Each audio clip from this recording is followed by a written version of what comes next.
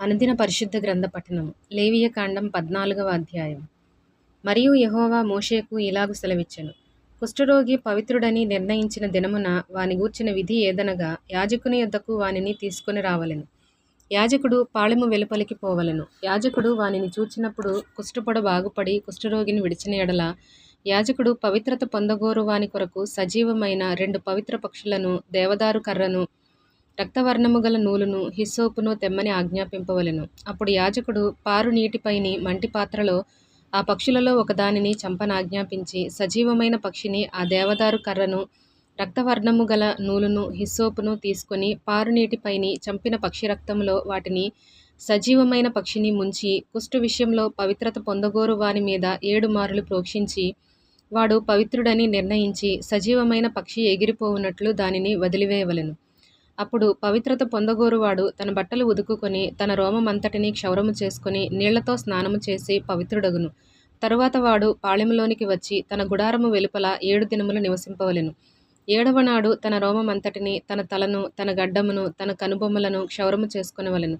తన రోమమంతటిని క్షౌరము చేసుకొని, బట్టలు ఉదుకుకొని, నీళ్లతో కడుగుకొని పవిత్రుడగును. 8వ నాడు వాడు నిర్దోషమైన 2 మగ గొర్రెపిల్లలను, నిర్దోషమైన ఏడాది ఆడు గొర్రెపిల్లను, నైవేద్యమునకై నూనె కలిసిన 3 10వ వంతుల గోదుమ పిండిని, 1 అర్ధసేరు నూనెను తీసుకొని రావలెను. పవిత్రపరచు యాజకుడు పవిత్రత పొందగోరు మనిషిని వాటితో ప్రత్యక్షపు గుడారం యొక్క ద్వారమున యెహోవా సన్నిధికి తీసుకొని రావలెను. అప్పుడు యాజకుడు 1 మగ గొర్రెపిల్లను, అర్ధసేరు నూనెను తీసుకొని అపరాధ పరిహారార్థ బలిగా వాటిని దగ్గరకు తెచ్చి, అల్లాడింపబడు అర్పణముగా యెహోవా సన్నిధిని వాటిని అల్లాడింపవలెను. అతడు పాప పరిహారార్థ బలి పశువును, దహన బలి పశువును వధించు పరిశుద్ధ స్థలములో ఆ గొర్రెపిల్లను వధింపవలెను. పాప పరిహారార్థమైన దాని వలె అపరాధ పరిహారార్థమైనదియు యాజకుని దగును. అది అతి పరిశుద్ధము. అప్పుడు యాజకుడు అపరాధ పరిహారార్థమైన దాని రక్తములో కొంచెము తీసి, పవిత్రత పొందగోరు వాని కుడిచెవి కొన మీదను, వాని కుడిచేతి బొటనవ్రేలి మీదను, వాని కుడికాలి బొటనవ్రేలి మీదను దానిని చమరవలెను. మరియు యాజకుడు అర్ధసేరు నూనెలో కొంచెము తీసి తన ఎడమ అరచేతిలో పోసుకొనవలెను. అప్పుడు యాజకుడు తన ఎడమ అరచేతిలోనున్న నూనెలో తన కుడిచేతి వ్రేలి ముంచి, యెహోవా సన్నిధిని 7 మారులు తన వ్రేలితో ఆ నూనెలో కొంచెము ప్రోక్షింపవలెను. యాజకుడు తన అరచేతిలోనున్న కొదువ నూనెలో కొంచెము తీసుకొని, పవిత్రత పొందగోరు వాని కుడిచెవి కొన మీదను, వాని కుడిచేతి బొటనవ్రేలి మీదను, వాని కుడికాలి బొటనవ్రేలి మీదను ఉన్న అపరాధ పరిహారార్థ బలి పశువు యొక్క రక్తము మీద చమరవలెను. అప్పుడు యాజకుడు తన అరచేతిలోనున్న కొదువ నూనెను పవిత్రత పొందగోరు వాని తల మీద చమరవలెను. అట్లు యాజకుడు యెహోవా సన్నిధి వాని నిమిత్తము ప్రాయశ్చిత్తము చేయవలెను. అప్పుడు యాజకుడు పాప పరిహారార్థ బలి అర్పించి అపవిత్రత పోగొట్టుకొని, పవిత్రత పొందగోరు వాని నిమిత్తము ప్రాయశ్చిత్తము చేసిన తరువాత వాడు దహన బలి పశువును వధింపవలెను.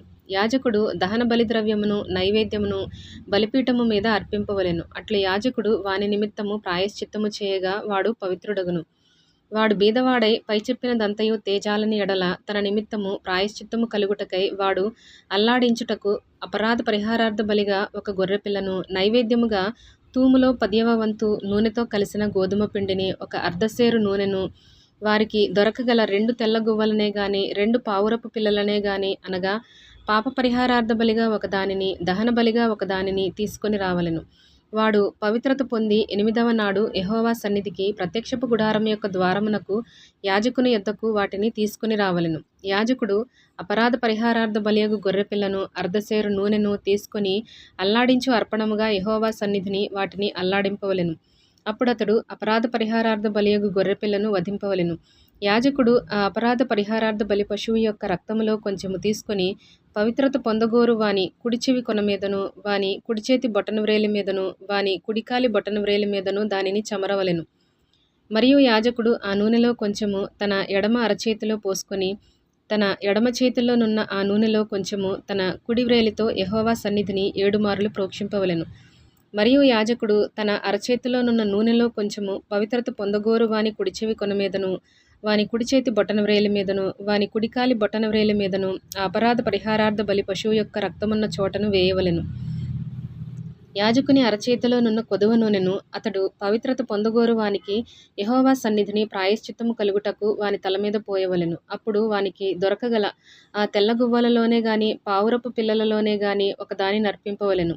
తన నైవేద్యము గాక వాటిలో తనకు దొరకగల పాప పరిహారార్థ బలిగా ఒకదానిని, దహన బలిగా ఒకదానిని అర్పింపవలెను. అట్లు యాజకుడు పవిత్రత పొందగోరు వాని నిమిత్తము యెహోవా సన్నిధిని ప్రాయశ్చిత్తము చేయవలెను. కుష్టుపుడు కలిగినవాడు పవిత్రత పొందతగిన వాటిని సంపాదింపలేని ఎడల వాని విషయమైన విధి ఇదే.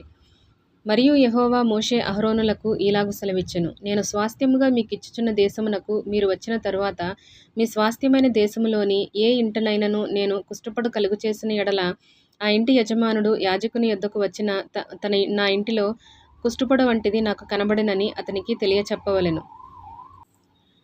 అప్పుడు ఆ ఇంటనున్నది యావత్తును అపవిత్రము కాకుండునట్లు యాజకుడు ఆ కుష్టుపుడును చూచుటకు రాకమునుపు అతడు ఆ ఇల్లు వట్టిదిగా చేయనాజ్ఞాపింపవలెను. ఆ తరువాత యాజకుడు ఆ ఇల్లు చూచుటకై లోపలికి వెళ్ళవలెను. అతడు పొడ చూచినప్పుడు ఆ పొడ ఇంటి గోడలయందు పచ్చదాళుగానైనను ఎర్రదాళుగానైనను ఉండు పల్లపు చారలు గలదై గోడ కంటే పల్లముగా ఉండిన ఎడల యాజకుడు ఆ ఇంట నుండి ఇంటి వాకిటికి బయలువెళ్ళి ఆ ఇల్లు 7 దినములు మూసి ఉంచవలెను. 7వనాడు యాజకుడు తిరిగి వచ్చి దానిని చూడవలెను. అప్పుడు ఆ పొడ ఇంటి గోడలయందు వ్యాపించినదైన ఎడల యాజకుని సెలవు చొప్పున ఆ పొడగల రాళ్లను ఊడదీసి ఊరి వెలుపలనున్న అపవిత్ర స్థలమున పారవేయవలెను. అప్పుడతడు ఆ ఇంటి లోపలను చుట్టూ గోడలను గీయింపవలెను. వారు గీసిన పెల్లలను ఊరి వెలుపలనున్న అపవిత్ర స్థలమున పారబోసి వేరు రాళ్లను తీసుకొని ఆ రాళ్లకు ప్రతిగా చేర్పవలెను. అతడు వేరు అడుసును తెప్పించి ఆ ఇంటి గోడకు పూయింపవలెను. అతడు ఆ రాళ్లను ఊడదీయించి ఇల్లు గీయించి దానికి అడుసును పూయించిన తరువాత ఆ పొడ తిరిగి ఆ ఇంట బయలుపడిన ఎడల యాజకుడు వచ్చి దాని చూడవలెను. అప్పుడు ఆ పొడ ఆ ఇంట వ్యాపించిన ఎడల అది ఆ ఇంటిలో కొరుకుడు కుష్ఠము, అది అపవిత్రము. కాబట్టి అతడు ఆ ఇంటిని, దాని రాళ్లను, కర్రలను, సున్నమంతటిని పడగొట్టించి ఊరి వెలుపలనున్న అపవిత్ర స్థలమునకు వాటిని మోయించి పారబోయింపవలెను. మరియు ఆ ఇల్లు పాడు విడిచిన దినములన్నీయు దానిలో ప్రవేశించువాడు సాయంకాలము వరకు అపవిత్రుడగును.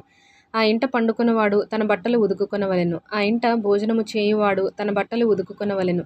యాజకుడు వచ్చి లోపల ప్రవేశించి చూచినప్పుడు ఆ ఇంటికి అడుసు వేసిన తరువాత ఆ పొడ ఇంటిలో వ్యాపింపకపోయిన ఎడల పొడ బాగుపడును గనుక ఆ ఇల్లు పవిత్రమని యాజకుడు నిర్ణయింపవలెను.